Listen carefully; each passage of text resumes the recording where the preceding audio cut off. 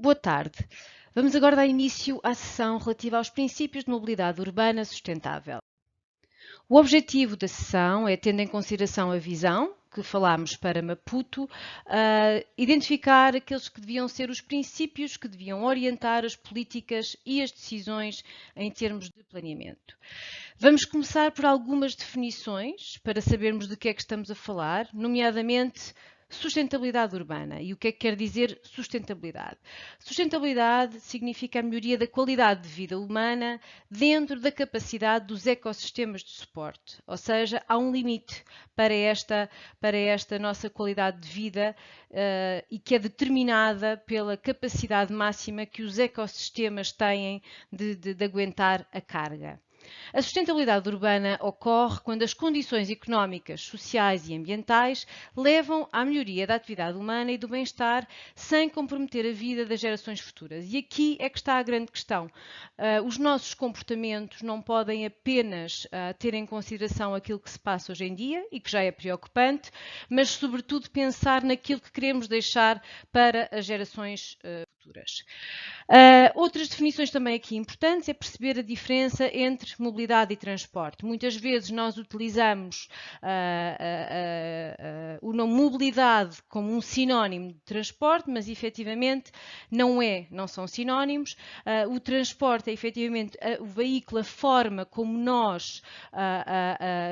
que nós usamos para nos movimentarmos. A mobilidade é a nossa, no fundo, capacidade de nos movimentarmos e é uma definição bastante mais alargada e que diz respeito não apenas a um modo, a todos os modos e, no fundo, também à nossa utilização, à utilização que nós fazemos dos sistemas de transporte.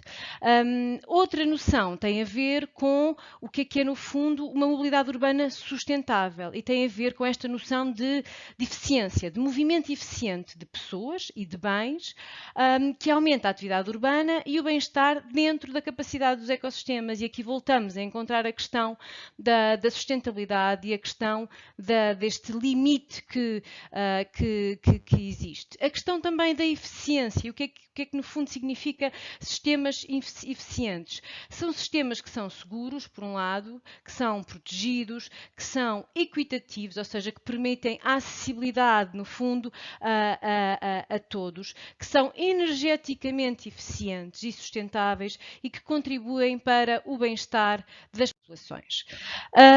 Como nós queremos falar de princípios, vamos também aqui, no fundo, fixar esta definição do que é que são princípios. O dicionário de Oxford refere que um princípio, no fundo, é uma definição fundamental que serve como base para um sistema de crença ou comportamento ou para uma cadeia de raciocínio. E, portanto, no contexto deste workshop, aquilo que nós vamos aqui explorar e falar é exatamente sobre os princípios fundamentais para promover, que permitem promover uma mobilidade urbana sustentável. De referir aqui que as fontes, no fundo, que foram usadas neste exercício. Relembro que este exercício é um exercício que foi organizado pela equipa do projeto TISAM, em particular pela doutora Clémence Cavoli, e, portanto, há aqui um trabalho por trás desta apresentação, com a identificação das diferentes fontes, quer fontes académicas, quer fontes de organizações internacionais que apoiam o desenvolvimento das comunidades, quer outras fontes como cidades, como alianças, como organizações que trabalham nesta área. Vamos começar por referir o primeiro princípio, que diz respeito à necessidade de coordenar e fiscalizar o planeamento urbano e integrar planeamento urbano e planeamento de transportes. Há aqui várias noções dentro deste princípio. Primeiro, eu começaria pela questão da coordenação do planeamento urbano, coisa que muitas vezes já é por si só complicada, ou seja, muitas vezes estes documentos não existem, esta abordagem de efetivamente planear o futuro não existe, e depois temos aqui uma segunda camada que importa salientar, que tem a ver com a fiscalização, ou seja, não é suficiente ter apenas um documento de planeamento, é muito importante verificar, controlar, fiscalizar se as diretivas destes documentos estão a ser respeitadas no terreno. Esta é a primeira grande noção deste princípio. A segunda noção tem a ver com este aspecto da integração do planeamento urbano e do planeamento de transportes. Isto porque é impossível dissociar um aspecto do outro aspecto. Porque nós já sabemos se a mobilidade tem a ver com a capacidade das pessoas se movimentarem, estas pessoas movimentam-se de origens para destinos, de destinos para regressar às origens. E, portanto, nós estamos a falar de onde é que estas pessoas residem e para onde é que estas pessoas pretendem ir. E isto tem a ver com a questão do planeamento urbano. Ou seja, a partir do momento em que eu deixo que determinadas aglomerações comecem a formar-se sem qualquer organização e deixo que haja uma determinada densidade e que no fundo é uma baixa densidade e que se vá espalhando ao longo do território, o que é que eu estou a criar? Eu estou a criar uma necessidade de mobilidade à qual eu vou ter de dar resposta, e se eu não controlar os locais onde eu quero que estas necessidades de mobilidade tenham origem, eu depois vai ser muito mais complicado oferecer soluções de transporte adequadas. E por isso é que a integração do planeamento urbano e do planeamento de transporte permite-me exatamente organizar o território de forma, por exemplo, e este é o exemplo que vem aqui do lado esquerdo, de uma abordagem que é cada vez mais a abordagem considerada, que se chama em inglês o Transit Oriented Development, e que tem a ver com o fomentar o desenvolvimento em alta densidade, ou seja, a localização das populações ao longo de grandes eixos de transporte público, para que efetivamente as necessidades de mobilidade passem sobretudo e sejam colmatadas com soluções de transporte público de massas. E esta é uma abordagem muito importante que tem de se fazer desde a fase do planeamento. Um outro aspecto que está relacionado com o primeiro tem a ver com a necessidade de promover usos do solo mistos e alta densidade. Porquê? A alta densidade, no fundo, já percebemos com o slide anterior, porque a alta densidade permite encontrar soluções de transporte mais eficientes, ou seja, estamos a falar de soluções de transporte de alta performance, estamos a falar de soluções do dito mass transit. Por outro lado, os usos mistos, é importante também que tenhamos esta consideração. A partir do momento em que eu começo a ter usos monofuncionais, ou seja, em que num determinado setor eu tenho apenas o residencial e depois já muito afastado eu tenho o meu local de trabalho, o que é que acontece? Eu estou a criar uma enorme dependência e uma enorme necessidade de mobilidade entre entre dois locais. E, portanto, a partir do momento em que eu começo a ter um uso do solo mais misto, ou seja, que não só tenho habitação, como tenho emprego, como tenho atividades comerciais, as minhas necessidades de mobilidade são diferentes, porque, por exemplo, podemos chegar a um ponto em que eu, para ir trabalhar, na realidade eu não preciso fazer uma grande distância, porque o meu trabalho fica mais próximo do local onde eu resido. Portanto, estas noções são muito importantes desde a fase de planeamento do próprio desenvolvimento urbano e, portanto, a importância de articular planeamento urbano com o planeamento de transportes. Um terceiro princípio que tem a ver com assegurar a coordenação intersetorial. E aqui é fundamental, nós estamos a falar é muito importante os serviços, as entidades, as instituições e até o próprio setor público e privado perceberem que todos contribuem e que para a contribuição ser eficaz e eficiente tem de haver coordenação. Portanto, não adianta que os ministérios estejam a trabalhar isoladamente sem ter a noção do que está a acontecer ao nível local e, portanto, é muito importante assegurar que há esta coordenação, quer ao nível nacional e local, quer ao nível do setor público e do setor privado. Portanto, outra vez, a noção de integração e de coordenação muito importante, mesmo ao nível das instituições. Um quarto princípio que tem a ver com o reforço da capacitação institucional e do planeamento. Estamos a falar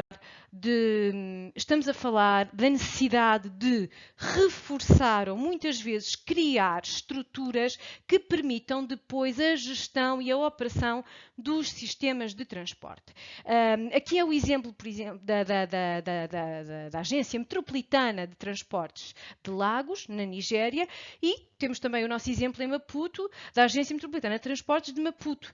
Estas entidades são fundamentais para que o ambiente e os sistemas de transporte funcionem. Ou seja, é preciso reforçar, é preciso capacitar estas instituições, é preciso haver recursos humanos, recursos financeiros para que estas equipas possam trabalhar. Portanto, é fundamental criar o ambiente correto, institucional e técnico para que os sistemas de transporte possam funcionar.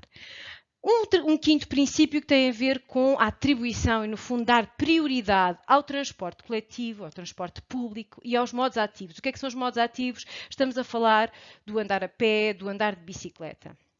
E esta forma de desenhar os sistemas de transporte é muito importante. Ou seja, devemos, em primeiro lugar, olhar para soluções de transporte sustentáveis, estamos a falar do transporte público, do transporte coletivo e dos modos ativos, antes de encarar outras soluções. E aqui é muito importante, no contexto também de Maputo, dizer que isto é uma oportunidade, ou seja, é muito importante já atribuir esta prioridade no desenho dos sistemas futuros, até antes de vermos os aumentos de taxas de motorização, ou seja, de capacidade de motorização da população, crescer, porque isto é a tendência que nós estamos a ver a acontecer em muitos países, entre eles Moçambique. Portanto, antes de chegarmos a um ponto em que vemos taxas de motorização muitíssimo elevadas, é importante apostar em soluções mais sustentáveis.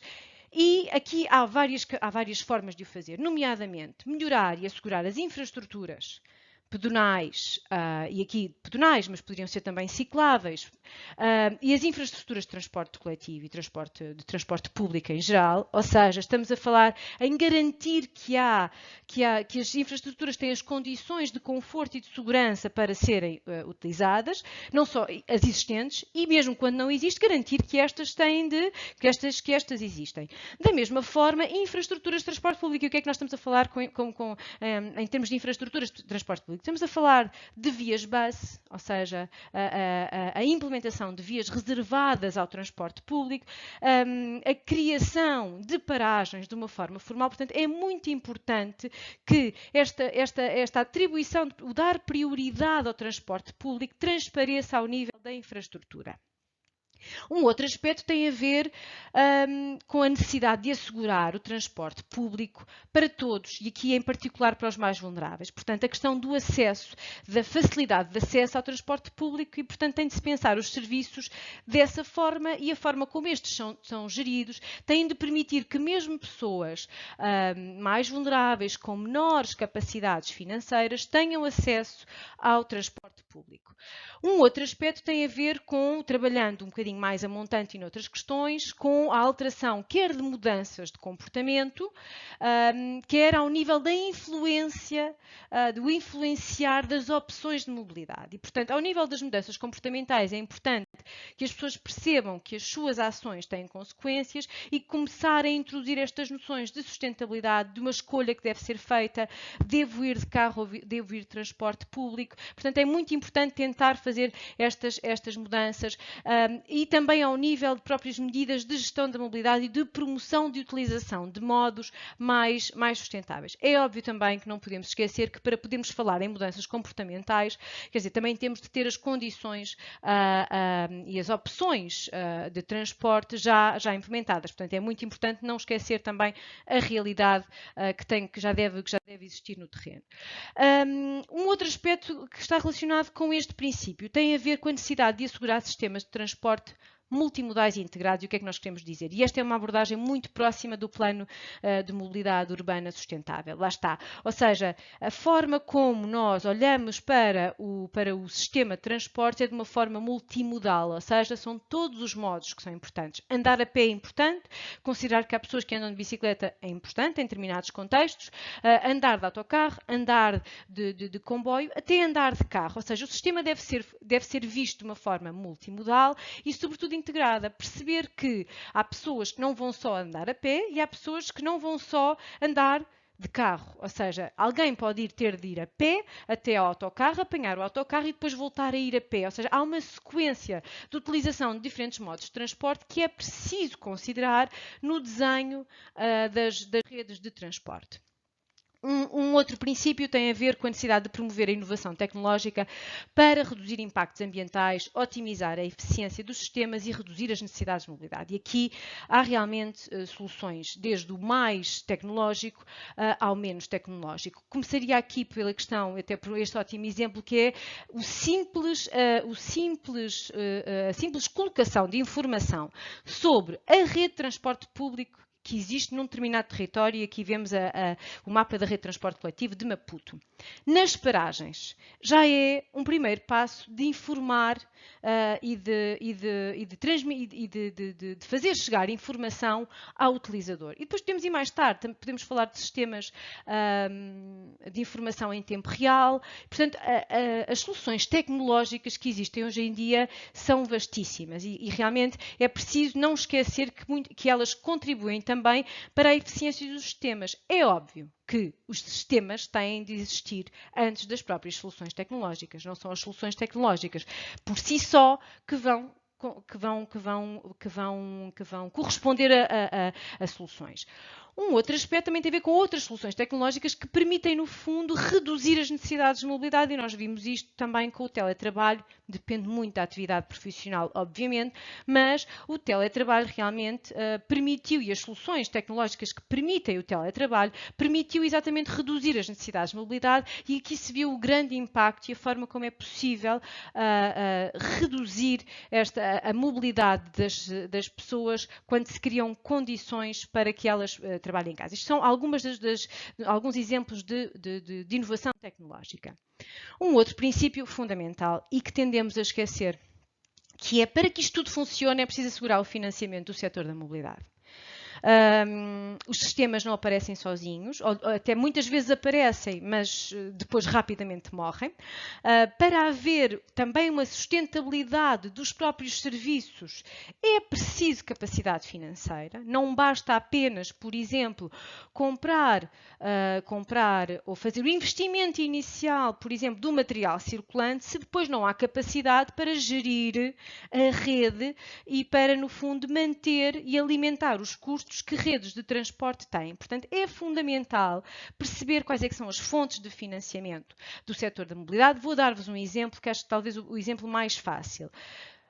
Por exemplo, e não estou a dizer que seja a solução, mas ao tarifarmos estacionamento, ao pagarmos estacionamento, se, por exemplo, a receita associada ao pagamento do estacionamento fosse depois aplicada e investida no setor do transporte público, faz pensar. E, portanto, quando nós conseguimos pensar em soluções diferentes e perceber que há umas que alimentam outras, é muito importante perceber que é necessário criar toda uma estrutura de financiamento para o setor dos transportes que permita e que garanta a sua sustentabilidade também financeira.